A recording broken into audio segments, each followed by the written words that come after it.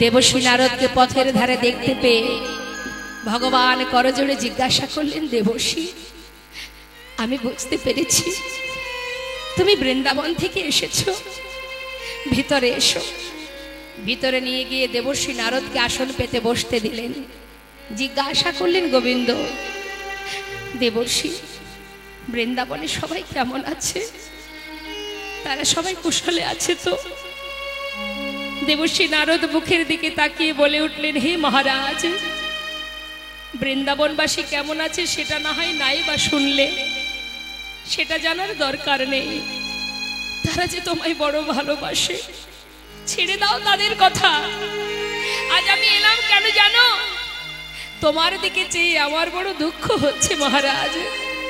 আমার দিকে চেয়ে কেন মহারাজ? জীবনে আর কত পাপ কর্ম করবে, আর কত পাপ কুড়াবে?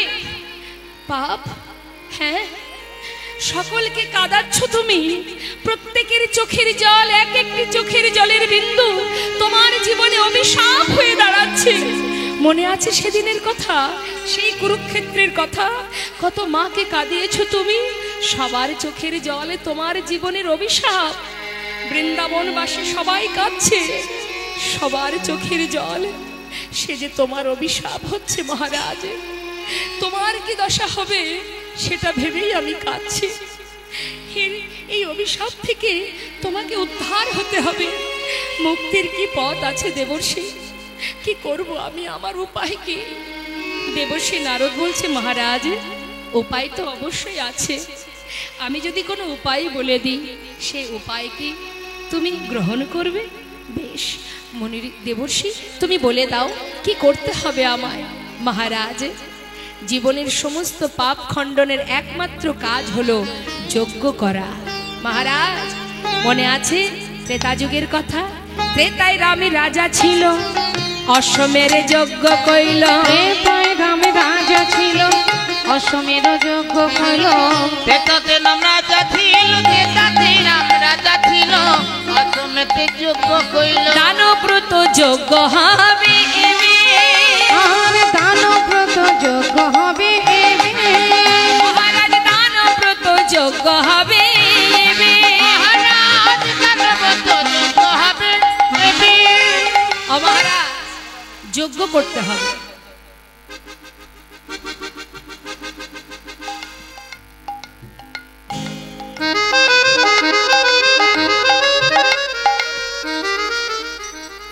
জয় রাধে রাধে, হরে কৃষ্ণ।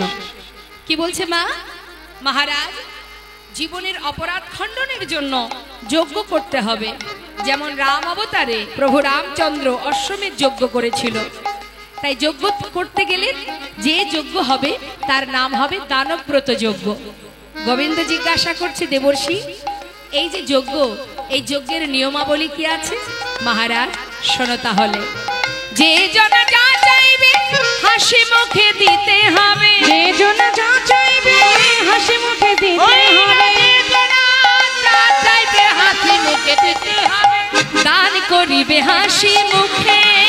মহারাজ, দান করিবে হাসি মুখে।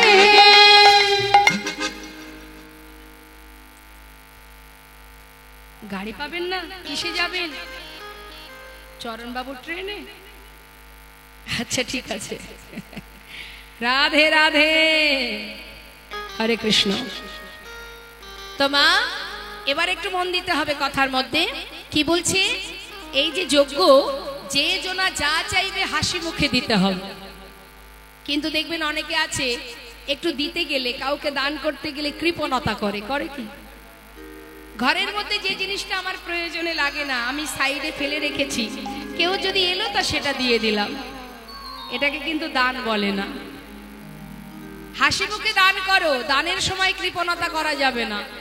দান দেবে তো স্বতঃস্ফূর্ত ভাবে, মন থেকে দান করতে হবে। মহারাজ, যে জনা যা চাইবে হাসি মুখে দিতে হবে।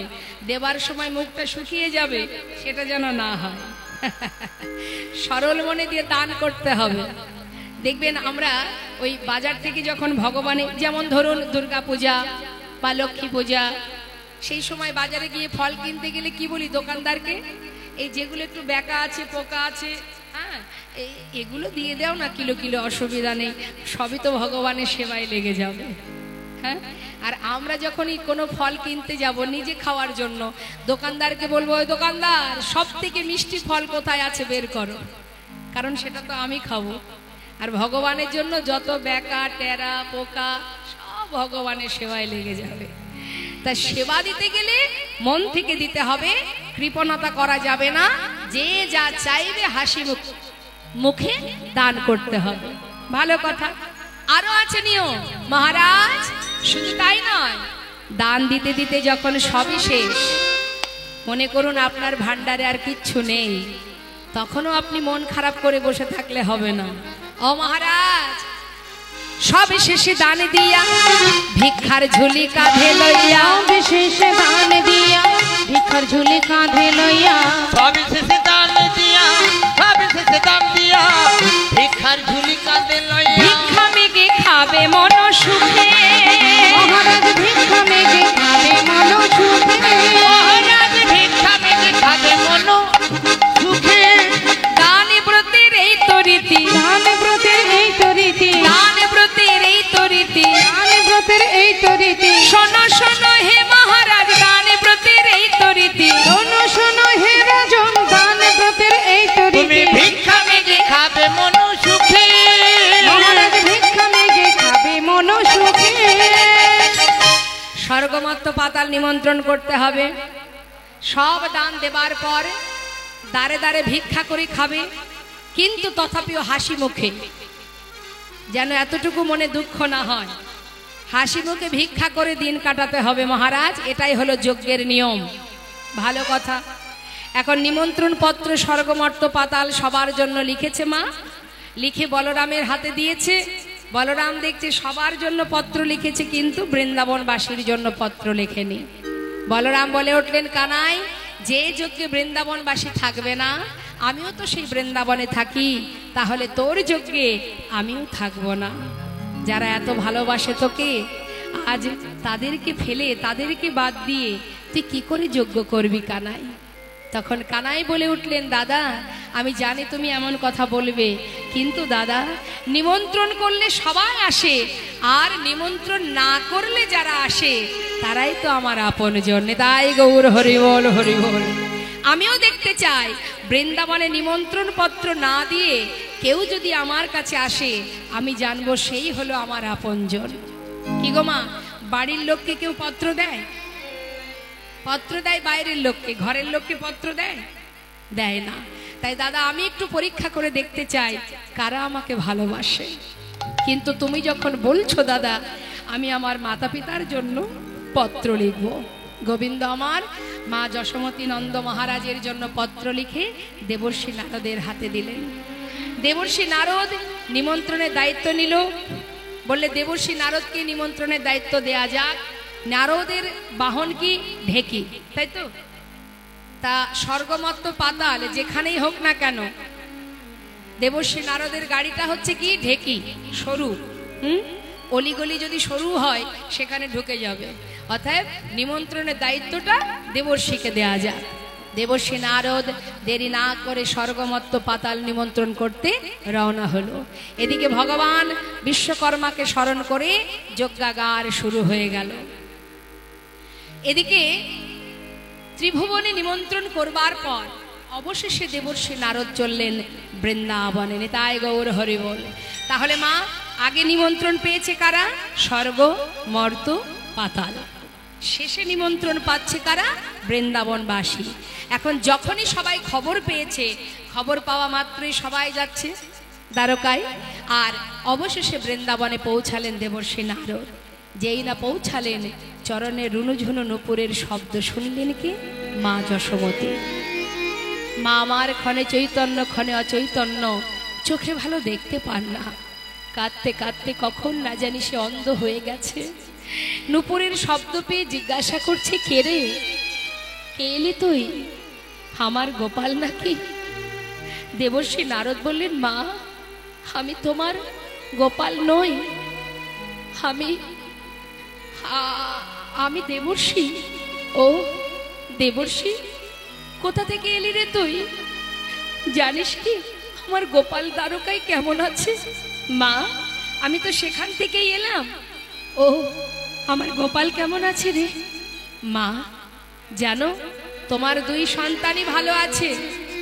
আজ সে যজ্ঞ করবে, তার জন্য চিঠি পাঠিয়েছে। এই দেখো, তোমাকে নিমন্ত্রণ করেছে, যেতে হবে তোমায়। মা বললেন, দেবর্ষি, পত্রে কি লেখা আছে একটু বল না। কেন মা, তুমি নিজে একবার নিজেই পড়ে দেখো। আমার যে দেখবার মতো আর দৃষ্টি নেই, তার জন্য কাঁদতে কাঁদতে নয়নের মনে যদি হারিয়ে যায়, সেই নয়নে কি আর দেখা যায় বাবা? হরি, একটিবার বল না, পত্রে কি লেখা আছে একবার শোনা। মা, আমি একটা কথা বলি, শোনো।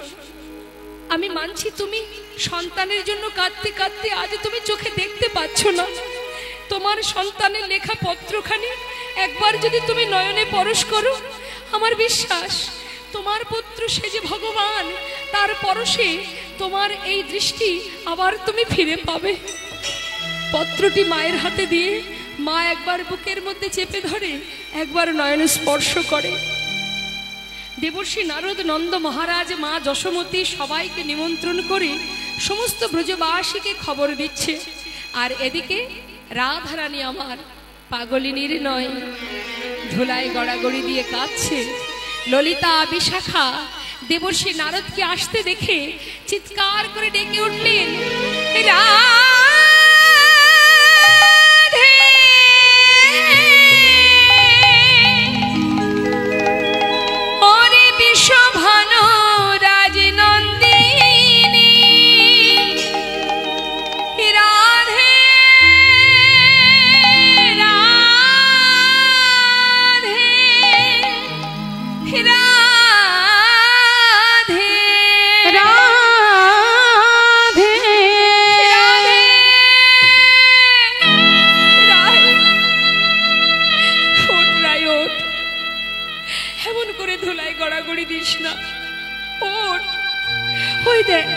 দেবর্ষি নারদ এসেছে।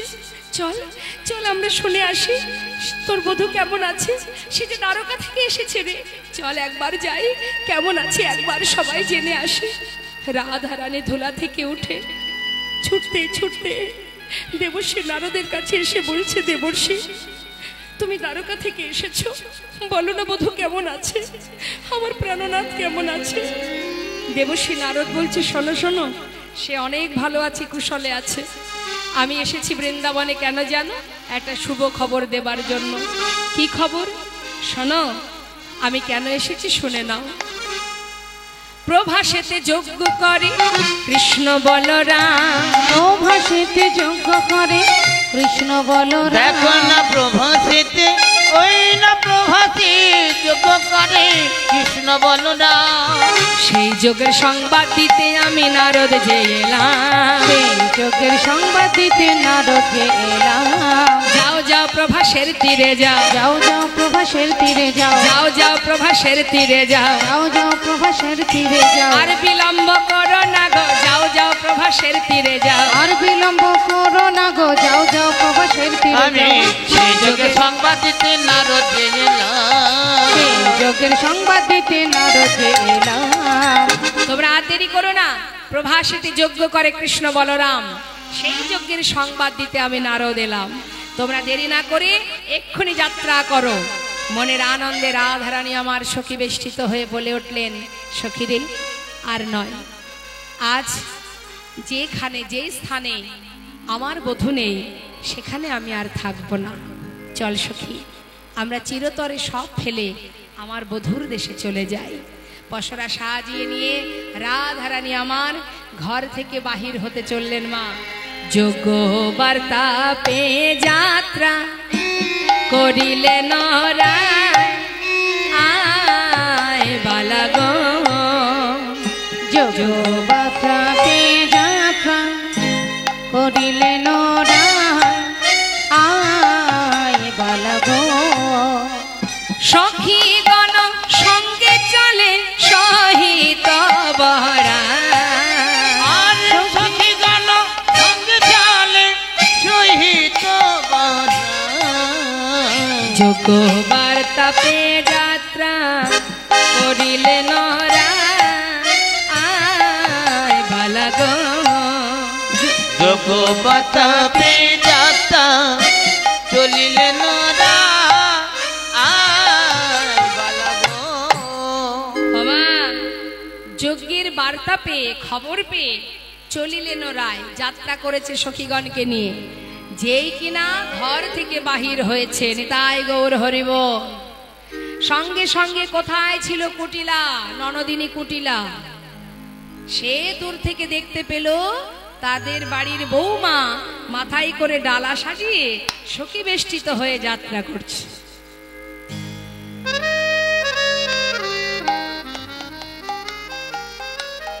এখন আচ্ছা মায়েদের কাছে জিজ্ঞাসা করি, হরে কৃষ্ণ, ওমা বলুন তো দেখি, কুটিলা কি শুধু বৃন্দাবনেই আছে?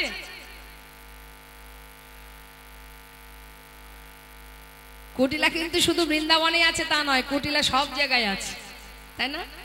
খুঁজবেন পেয়ে যাবেন কুটিলা। কুটিল মতি যার সেই তো কুটিলা, যে অন্যের ভালো সহ্য করতে পারে না সেই তো কুটিলা। কারোর যদি একটু উন্নতি হয়েছে মুখ ঘুরিয়ে যাতায়াত করবে, দেখবেন মুখের দিকেই তাকাবে না। তা কুটিল মতি যার সেই তো কুটিলা, তাই তো? এখন শুধু যে কুটিলা বৃন্দাবনে আছে তা নয়, কুটিলা ঘরে ঘরে পাওয়া যায়। এখন কুটিলা সে